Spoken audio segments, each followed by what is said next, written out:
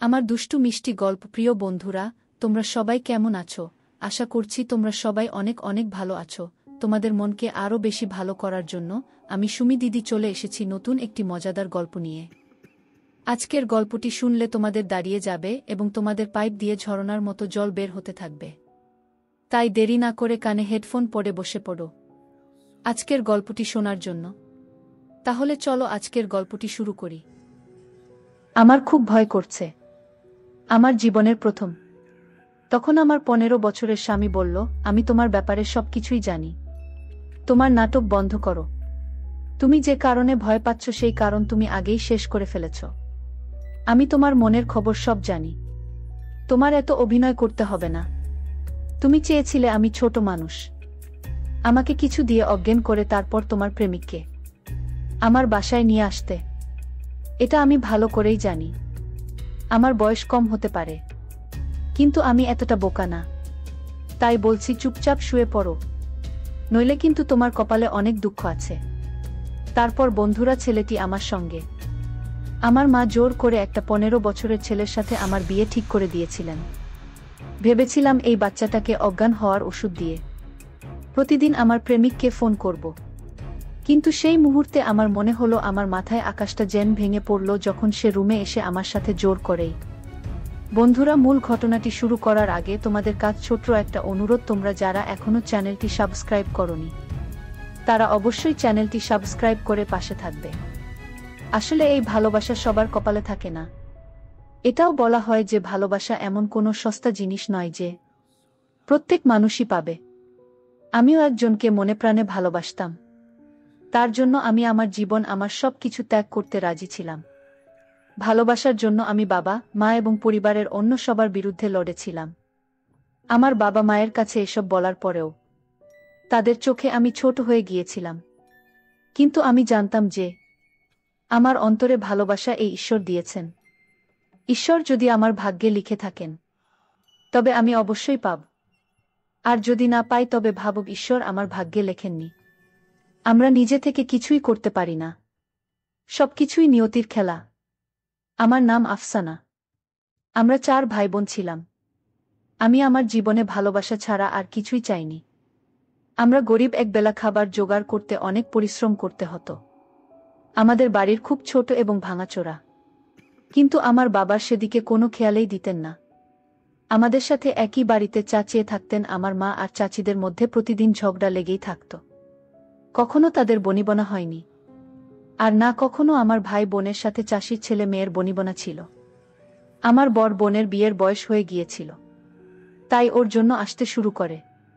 কিন্তু সবাই অনেক যৌতুক চাইত, কিন্তু আমরা গরিব, কিছু দেওয়ার সামর্থ্য ছিল না। আমি মাকে বললাম, বৌদিকে বড় ঘরে বিয়ে দেওয়ার কি দরকার? তুমি তাকে আমাদের মতো ফ্যামিলিতে বিয়ে দিতে পারো। কিন্তু মা বলতেন, বিয়ে দিলে আমার মেয়েকে বড় বাড়িতে বিয়ে দেব। সেখানে আমার মেয়েরা সুখে থাকবে এবং তাদের কোনো কিছুর অভাব হবে না। আমার মা বলতেন, আমি আমার জীবনের সব ইচ্ছা মেরে ফেলেছি, কিন্তু আমি আমার মেয়েদের সাথে এটা হতে দেব না। আমি তখনও পড়াশোনা করতাম এবং তার সাথে কিছু ছেলে মেয়েকে টিউশনিও পড়াতাম। সেই সময় আমি একটি ছেলেকে ভালোবেসে ফেলি এবং সে আমাদের বাড়িতে আমার জন্য নিয়ে আসে। কিন্তু আমার মা তাদের প্রস্তাবে রাজি হননি। আমি আমার বাড়ির লোকদের বোঝানোর অনেক চেষ্টা করেছি, কিন্তু তারা আমাকে হুমকি দিতে শুরু করে। বাধ্য হয়ে আমি সেই ছেলে শাহিনকে বললাম, চলো আমরা পালিয়ে গিয়ে বিয়ে করি। কিন্তু সে আমাকে বলেছিল যে, তুমি একটা সম্ভ্রান্ত পরিবারের মেয়ে, তোমার এমন কথা উচ্চারণ করা উচিত না। ঈশ্বর যদি আমাদের বিয়ের কথা লিখে রাখেন, তাহলে এই পৃথিবীতে যতই আমাদের আলাদা করার চেষ্টা করুক না কেন, আমরা এক হবেই। কিন্তু আমরা কোনো ভুল পদক্ষেপ নেব না। তুমি সবসময় সেটাই করো যেটা তোমার বাবা মা চান। তাদের ইজ্জত নষ্ট করো না। আমি দিন রাত ঈশ্বরের কাছে সেই ছেলের জন্য প্রার্থনা করতাম। তারপর একদিন আমার মা হঠাৎ আমাকে 15 বছরের একটা ছেলের সাথে জোর করে বিয়ে দিয়ে দিলেন। কিন্তু আমি ভেবে নিয়েছিলাম, এই ছেলেকে প্রতিদিন অজ্ঞান হওয়ার কিছু দিয়ে তাকে অজ্ঞান করে আমি আমার প্রেমিককে ডাকব। কিন্তু আমার মাথায় যেন আকাশটা ভেঙে পড়ল যখন সেই ছেলে রুমে ঢুকল। আর আমি সেই ছেলেকে দেখে ঘাবড়ে গিয়েছিলাম, কারণ ছেলেটিকে দেখে আমার অনেক ভয় করছিল। যদিও তার বয়স কম তবুও তাকে আমার অনেক ভয় লাগছিল। ছেলেটি মুখে একটি মাস্ক পরা ছিল। আমি তাকে বললাম, আপনি মাস্ক পরেছেন কেন? তোমার মনের খবর আমি জানি, তাই আমি মাস্ক পরেছি। আর আমি কি পরব না পরব সেটা তো আমার বিষয়। তুমি কোনো কথা বলবে না, সোজা আমার কথা মানবে। এই ছোট্ট একটা ছেলের কথা শুনে আমি রীতিমতো অবাক হচ্ছিলাম। আমি আরও মনে মনে ভেবেছিলাম যে এই ছোট্ট একটা ছেলেকে অজ্ঞান করে রাখব। এখন দেখি সে আমার সাথে যে কথা শুরু করেছে, উল্টো আমাকে তো অজ্ঞান করার ব্যবস্থা করে দিল। আমি তাকে বারবার বলছিলাম, আপনি মাস্ক খুলেন, আপনার মুখ আমি দেখতে পাচ্ছি না। কিন্তু ছেলেটি তার মুখ আমাকে দেখালো না। কিন্তু আমার কাছে মনে হলো ছেলেটি আমার খুব পরিচিত। আমি যখন ছেলেটিকে বললাম, আপনি যদি আপনার মুখ না দেখান তাহলে আমি চিৎকার করব। সে বলল, তোমার চিৎকার কেউ শুনতে পারবে না, কারণ তুমি আজ আমার ঘরে বন্দী। তোমাকে কেউ সাহায্য করবে না। আমি তার কথা শুনে অনেক ভয় পেয়ে গেলাম। তবে আমার কাছে মনে হলো ছেলেটি আমার অনেক পরিচিত। আমি তখন তাকে বিনয়ের সঙ্গে বললাম, প্লিজ, আপনি তো আমার স্বামী, তাই আপনাকে দেখার অধিকার আমার আছে। ছেলেটি বলল, তুমি আমাকে অজ্ঞান করার চেষ্টা করার প্ল্যান করেছিলে মনে মনে, তাই না? আমি তখন ভয়ে বললাম, এই কথা আপনাকে কে বলেছে? সে তখন বলল, আমি তোমার মনের খবর সব জানি। আমার সাথে মিথ্যা বলার চেষ্টা করবে না। আমার কাছে সত্য কথা স্বীকার করো। যদি তোমার ভালো চাও তাহলে সত্যি বলো। আমি চিন্তায় পড়ে গেলাম। আমার মনের খবর সে কি করে জানল? আমি তো অনেক বিপদে পড়ে গেলাম। তাহলে কি আমার ভালোবাসার মানুষের খবর সে জানে? আমি যাকে ভালোবাসতাম তার নামও কি সে জানে? আসলে আমার সাথে কি ঘটতে যাচ্ছে আমি কিছুই বুঝতে পারছিলাম না। আমার মাথায় কোনো কাজ করছিল না। সে তখন বলল, তুমি কি ভাবছো মনে মনে? এত ভাবনা করতে হবে না। তুমি এখনই বিছানায় শুয়ে পড়, আমি তৈরি হয়ে আসছি। তার এই কথা শুনে আমার গলা শুকিয়ে গেল। আমার পানির পিপাসা লেগে গেল। আমি বললাম, আমি জল খাবো। আমার গলা শুকিয়ে গেছে। আমার খুব পিপাসা লেগেছে। তখন ছেলেটি ঘর থেকে এক গ্লাস জল এনে দিল। তারপর আমি জল খেয়ে নিলাম।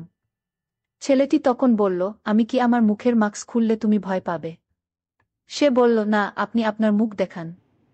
তারপর যখন ছেলেটি মুখ থেকে মাস্ক খুলে ফেল, তখন আমার হুঁশ উড়ে গেল। কারণ ছেলেটি তো সেই ছেলে। আমার ঘরে সেই ছেলেটি ছিল যাকে আমি ভালোবাসতাম। আমি তার কাছে এসে বললাম, শাহিন, তুমি এখানে কিভাবে এলে? যখন তোমাকে আমার দরকার ছিল তখন তুমি এলে না। এখানে কেউ তোমাকে দেখলে হাঙ্গামা বেঁধে যাবে। ও আমাকে বলল, চিন্তা করো না, সবাই ঘুমিয়ে পড়েছে, এখন কেউ আসবে না। তারপর সে আমার দিকে ভালোবেসে তাকিয়ে বলল, আজকে আমি তোমাকে আমার জীবনের সব কথা বলবো। আমিও তার দিকে তাকাতে লাগলাম। একদিকে আমি খুশি অনুভব করছিলাম, আর অন্যদিকে আফসোস বোধ করছিলাম। সে উদাস চোখে আমার দিকে তাকিয়ে রইল। আমি তাকে বললাম, আমি তোমাকে আগেই বলেছিলাম যে আমি যদি এই বিয়ে না করতাম তাহলে আমার মা আমাকে মেরেই ফেলত। আমার মা জোর করে আমাকে এই ছেলের সাথে বিয়ে দিয়েছে বলে ঈশ্বর জানেন আমি তোমাকে কতটা ভালোবাসি। আজও যদি তুমি আমাকে বলো তাহলে আমি তোমার সাথে যেতে রাজি। এমন চোখে আমার দিকে তাকিও না। আমি ধোঁকাবাজ নই। আমি আমার বাবা মায়ের সামনে অসহায়। তাদের আদেশ না মানলে সব নষ্ট হয়ে যেত। আমাকে সম্মানের কথা ভেবে এই বিয়ে করতে হয়েছে। আমি যদি এটা না করতাম তাহলে এই অজুহাতে আমার মনে হয় কুমারী থেকে যেত। আমি শুনেছি আমার শ্বশুরবাড়ির লোকজন আমার বাবা মাকে অনেক টাকা দিয়েছে যাতে তারা আমার এবং বন্ধুর বিয়ে দিতে পারে। কিন্তু তুমি জানো আমি সেরকম মেয়ে নই যে টাকার লোভে পড়ে তোমাকে ধোঁকা দিয়ে দেব। আমি খুব কাছে ছিলাম কারণ আমি আমার ভালোবাসাকে হারিয়ে ফেলেছি। আর নিজের ভালোবাসা ছেড়ে থাকা সহজ কথা না। আমি একদম ভেঙে পড়েছিলাম। সেই সময় শাহিন আমাকে এমন একটা সত্যি কথা বলল যা শুনে আমি বিশ্বাস করতে পারছিলাম না। আমি অবাক চোখে তার দিকে তাকিয়ে রইলাম। সে আমাকে বলল, আমি তোমাকে যা বলেছি তার সবই সত্যি। আমি তোমার স্বামী, তোমার বিয়ে আমার সাথেই হয়েছে। এসব শুনে আমি হতভম্ব হয়ে গেলাম। এটা কিভাবে সম্ভব যে শাহিন আমার স্বামী? সে আমাকে বলল, এটা অনেক বড় গল্প।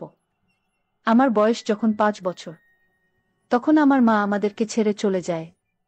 আমার মা এবং বাবা কখনো একে অপরের সাথে মিলেমিশে থাকতে পারেনি। আমি ছোটবেলা থেকেই দুজনকে ঝগড়া করতে দেখতাম। মায়ের জন্য অনেক কেঁদেছি। তাকে আমি খুব মিস করতাম। কিন্তু আমাকে নিয়ে মায়ের কোনো চিন্তাই ছিল না। তাই বাবা মাকে বলতেন, তোমার মা তোমার জন্য কখনো চিন্তা করে না, তাহলে তার জন্য কাঁদো কেন? সে যদি তোমাকে ভালোবাসত তাহলে কখনোই তোমাকে ছেড়ে যেত না। কিছুদিন পর মা বাবার থেকে ডিভোর্স নিয়ে চলে গেলেন এবং তিনি আমাকে চিরতরে ছেড়ে গেলেন। মা আমাকে একবারও তার সাথে নিয়ে যাওয়ার কথা বলেননি। উল্টো বাবাকে বলেছিলেন যে তোমার ছেলে, তুমি এর যত্ন নিও। আমার দরকার নেই, এ বড় হয়ে তোমার মতোই হবে, যে নারী স্বাধীনতা সাহায্য করতে পারবে না। মায়ের কথা শুনে আমি খুব কেঁদেছিলাম। মাঝে মাঝে মা আমাকে ফোন করতেন কথা বলার জন্য, কিন্তু আমি তার সাথে কথা বলতাম না। তারপর একদিন বাবা আমাকে বললেন যে তোমার মা আবার বিয়ে করে বরের সাথে লন্ডনে গেছে। সে এমন একজন মহিলা যার কাছে টাকাই সবকিছু, যে তোমার কথা ভাবে না, তার জন্য একটুও কাঁদবে না। এখন আমার খালা আর তার স্বামী সন্তানদের নিয়ে আমাদের বাড়িতে থাকতে শুরু করেছে। তাদের আসতে বাবারও কোনো আপত্তি ছিল না, কিন্তু ওইসব লোকদের আসা আমার পছন্দ হয়নি। আমি বাড়িতে কোনো ঝামেলা চাইতাম না। একা থাকতে পছন্দ করতাম। সময়ের সাথে সাথে বাবার ব্যবসাও এগিয়ে গেল, সাথে আমাদের অবস্থাও। আমার মা আমাকে জন্য ছেড়ে চলে গিয়েছিল। আমার বাবা দিন রাত পরিশ্রম করে সেসব অর্জন করেন। আমি স্কুল থেকে এসে সোজা আমার রুমে ঢুকে যেতাম। আমার খালা আমাকে অনুসরণ করে আমার জন্য খাবার নিয়ে আসতেন এবং মাঝে মাঝে তার মেয়েও আমার কাছে এসে বসত। আমি তখন খুব ছোট, কিন্তু খালা রুমে আসা আমার পছন্দ হতো না। তাই আমি তাকে আমার রুমে আসতে নিষেধ করি। কিন্তু খালা আমাকে বলেন, তোমার মা তো দ্বিতীয় বিয়ে করে বিদেশে চলে গেছে। এখন তোমাকে কাউকে না কাউকে তো দেখে রাখতে হবে। আমি বাড়িতে এসেছি শুধু তোমার জন্য। গেলে আজকের যুগে কে কার কথা ভাবে? এই কথাগুলো শুনে আমি চুপ হয়ে যেতাম। আমার বাবা তখনও বিয়ে করেননি। বাবাকে বলতাম আবার বিয়ে করতে, কিন্তু তিনি আমাকে বলতেন, আমি মহিলাদের বিশ্বাস করি না। আমি আমার বাবার কথা শুনে খুব খুশি হতাম এবং ভাবতাম যে বাবা আমার জন্য বিয়ে করছেন না। তখন আমি বড় হয়ে কলেজে যেতাম। একদিন কলেজ থেকে বাসায় এসে দেখি বাবা গলায় মালা পরে বসে আছে। তার পাশে একজন মহিলা বসে আর আমার খালা বিষণ্ণ মুখে দাঁড়িয়ে আছেন এবং তার স্বামীরও মতিগতি ঠিক নেই। বাবা আমাকে দেখে বললেন, দেখো, তুমি আমাকে দ্বিতীয়বার বিয়ে করতে বলতে, তাই আজ দ্বিতীয় বিয়ে করে নিলাম। আমি আর কতদিন একা থাকব? আমি বাবাকে বললাম, যদি বিয়ে করবে তাহলে আগেও করতে, এই বয়সে এসে বিয়ে করলে কেন?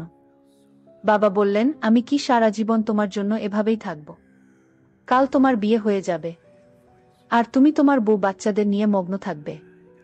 হয়তো তুমি আমার কথা ভাবতেই না। আর এমনিতেও আজকের যুগে বাবা মায়ের কথা কে মনে রাখে? আমি এইসব কথা শুনে ঘর থেকে বেরিয়ে গেলাম। বাবা মা বাচ্চাদের জন্য খুবই গুরুত্বপূর্ণ। তাদের জায়গা কেউ পূরণ করতে পারবে না। অনেকক্ষণ এভাবে রাস্তায় ঘুরতে থাকলাম। রাতে যখন বাসায় পৌঁছালাম তখন দেখলাম কেউ একজন লুকিয়ে আমাদের ঘরে ঢুকছে। সে আমার সৎ মায়ের রুমে গেল। আমিও তাকে অনুসরণ করতে লাগলাম, কারণ আমি ভেবেছিলাম হয়তো কোনো চোর। আমি সৎ মায়ের রুমের দরজার কাছে পৌঁছে তাদের কথা বলতে শুনলাম যে আমার সৎ মায়ের বন্ধু আমার সৎ মা বলেছিলেন, কয়েকদিনের মধ্যেই আমি আমার স্বামীর আত্মীয় স্বজন ও ছেলেকেই বাড়ি থেকে বের করে দেব এবং এর সমস্ত সম্পদ আমাদের হয়ে যাবে। এরপর দুজনেই হাসতে লাগলেন। ভাবলাম গিয়ে ওদের খবর নেই। ঘুরতেই হঠাৎ আমার চোখ যেন আমার খালার দিকে। রাতেই সময় তিনি বাসা থেকে বের হচ্ছেন দেখি আমি ভাবলাম এই সময়ে তিনি বাইরে কোথায় যাচ্ছেন এবং কেন? বাড়ির মহিলাদের কি হয়েছে? একজন বন্ধ ঘরে গোপনে অপরিচিত লোকের সাথে কথা বলছে আর অন্যজন রাতের এই সময়ে গোপনে বাড়ির বাইরে যাচ্ছে। আমার খালা সবসময় চাইতেন আমি তার মেয়েকে বিয়ে করি যাতে আমার সমস্ত ধন সম্পদ তাদের হাতে যায়। তার মেয়েও আমাকে না, আমার সম্পদকে ভালোবাসত। এই সব দেখে আমার মন ভেঙে গিয়েছিল। আমার বাবার উপরও খুব রাগ হচ্ছিল, কারণ তিনি এই বয়সে বিয়ে করেছিলেন, তাও এমন মহিলার সাথে তার যোগ্য না। আমি আমার বাবাকে রাতের পুরো ঘটনাটি বললাম, কিন্তু তিনি আমার কথা বিশ্বাস করলেন না। তিনি উল্টে আমাকে বললেন, সব মহিলা তোমার মায়ের মতো না। এতে আমি খুব রেগে গিয়ে তাকে বললাম, কেন তুমি কথায় কথায় মায়ের প্রসঙ্গ টেনে আনো? আমি নিজে ইচ্ছে করে তাকে মা বানাইনি। তুমি নিজেই সেই মহিলাকে বিয়ে করেছিলেন, আর সেই মহিলার জন্য পুরো পরিবারকে ছেড়ে দিয়েছিলেন। এখন আবার তুমি দ্বিতীয় বিয়ে করেছ। দুজনেই নিজের মতো করে এগিয়ে গেছ। আমি তোমাদের দুজনের কাছে গুরুত্বপূর্ণ না। তোমাদের আমার জন্য সময় নেই। বাবা বলেন, তুমি বিয়ে করো, কাল তোমার বউ বাচ্চা হলে তুমি সম্পর্কের কথা বুঝবে। তোমার বন্ধুর মেয়ে খুব ভালো, সে পুরো বাড়ির দেখাশোনা করে। তুমি তাকে নিয়ে সুখে থাকবে। আমি বাবাকে বললাম, আমি সেই মেয়েকেই বিয়ে করব যে আমাকে ভালোবাসে, তাকে নয় যে আমাদের সম্পদকে ভালোবাসে। এই বলে আমি আমার রুমে চলে গেলাম। আমি খুব একা বোধ করতাম। মাঝে মাঝে মনে হতো আমি ডিপ্রেশনের মধ্যে দিয়ে যাচ্ছি। আমার সৎ মা আমাকে বলতেন একজন ভালো সাইকোলজিস্টের কাছে দেখাতে। আমার সৎ মা বাবার সামনে আমার সাথে খুব সুন্দর করে কথা বলতেন। আমার নিজের মা ও তার সন্তানদের নিয়ে ব্যস্ত ছিলেন। এখন তো তিনি আমাকে ফোনও করেন না। আমার বাবা তার বন্ধুর মেয়ের সাথে আমার সম্পর্ক ঠিক করতে চাইছিলেন। একদিন তারা আমাদের বাসায় বেড়াতে এসেছিলেন। ঠিক সেই সময় আমার খালার মেয়ে আমার রুমে আসে। সে এসে আমাকে বলল, শাহিন, আমি তোমাকে খুব ভালোবাসি। আমি তোমাকে না পেলে মরে যাব। প্লিজ আমাকে বিয়ে করো। এই কথা শুনে আমি তাকে বললাম, ঠিক আছে, আমি তোমাকে বিয়ে করতে প্রস্তুত, কিন্তু আমরা এই বাড়ি ছেড়ে চলে যাব। আমরা আলাদা বাড়িতে থাকব। আমি কোনো ছোটখাটো কাজ করে নেব, কারণ বাবা আমাকে এই বাড়ি থেকে বের করে দেবেন। সে অবাক হয়ে আমাকে বলল, আমি ভেবে জানাচ্ছি। আমার ওর কথা শুনে হাসি এলো, কারণ সে যদি আমাকে ভালোবাসত তাহলে তার ভাবার দরকার হতো না। এমন সময় আমার খালা বাইরে থেকে দরজা বন্ধ করে চিৎকার করতে লাগলেন। আওয়াজ শুনে বাবা এবং অতিথিরাও উপরে চলে এলেন। আমি দরজা খোলার চেষ্টা করলাম, কিন্তু সেটা বাইরে থেকে আটকানো ছিল। কেউ এই ব্যাপারটা খেয়াল করেনি। কারো দরজা ভাঙার চেষ্টা করতে লাগলেন, যেটা হচ্ছে সেটা নিয়ে আমি এতটা ভাবিনি, কারণ আমার মনে এরকম কিছুই ছিল না। কালু দরজা ভেঙে ভিতরে আসেন। এরপর তিনি তার মেয়ের মুখে একটা থাপ্পড় মারলেন। এরপর খালা বললেন, মেয়েকে মারছো কেন? ছেলেকে জিজ্ঞেস করো যে আমার মেয়েকে ফুসলিয়ে নিজের ঘরে ডেকে এনেছে। যদি আমার মেয়েকে বিয়ে করবে না, তাহলে কেন আমার মেয়েকে মিষ্টি কথা বলে ফাঁসাল? বাবার যে বন্ধু বাড়িতে এসেছিলেন তারা বাবা কি এটা সেটা বলে আমাদের বাড়ি ছেড়ে চলে গেল। বাবা আমার গালে জোরে থাপ্পড় মারে। আমি বাবাকে বলেছিলাম যে সব মিথ্যা, আমি খালার মেয়েকে বললাম, তুমি তো সব জানো, তাই তুমি বাবাকে বলো সত্যিটা কি। সে বলতে লাগলো, শাহিন, আমি তোমার কাছ থেকে এটা আশা করিনি। তুমি আমাকে বিয়ের প্রতিশ্রুতি দিয়েছিলে, এখনো স্বীকার করছো। তুমি নিজেই আমাকে তোমার রুমে ডেকে দরজা বন্ধ করে দিলে। সে বাবাকে আরো বল যে আমি শাহিনের বাচ্চার মা হতে যাচ্ছি, কিন্তু এখন সে আমাকে বলেছে যে আমি হাসপাতালে। এই বলে সে ফুপিয়ে ফুপিয়ে কাঁদতে লাগলো। আমি বারবার বাবাকে বলছিলাম যে সব সত্যি না, কিন্তু তিনি আমার কথা বিশ্বাস করলেন না। আমার দিকে রেগে বললেন, আমি তোমাকে এভাবে মানুষ করিনি। তখন ভালো বলতে লাগলেন, তোমার ছেলে কি এখনই আমার মেয়ের সাথে বিয়ে দিয়ে দাও, না হলে আমরা কাউকে মুখ দেখাতে পারবো না। বাবা মাকে গলা ধাক্কা দিয়ে বাড়ি থেকে বের করে দিলেন। আমার চোখে তিনি সত্যিটা দেখতে পেলেন না, যদিও তিনি খুব ভালো করেই জানতেন যে আমি নারীদের কতটা ঘৃণা করি। বাড়ি থেকে খালি হাতে চিরতরে বেরিয়ে গেলাম। জানি না কোথায় যাব। আমার এমন কোনো বন্ধু ছিল না যার কাছে আমি যেতে পারি। রাস্তায় বসে ভাবতে লাগলাম, না জানি ঈশ্বর আমার ভাগ্যে কি লিখেছেন। বন্ধুরা, তোমরা যারা আমার ইমো নাম্বার চাও তারা আমার চ্যানেলটি সাবস্ক্রাইব করে পাশে থাকো, কেননা পরবর্তী গল্পে আমি আমার ইমো নাম্বার তোমাদেরকে দিব এবং তোমরা সবাই আমার সাথে ভিডিও কলে কথা বলতে পারবে।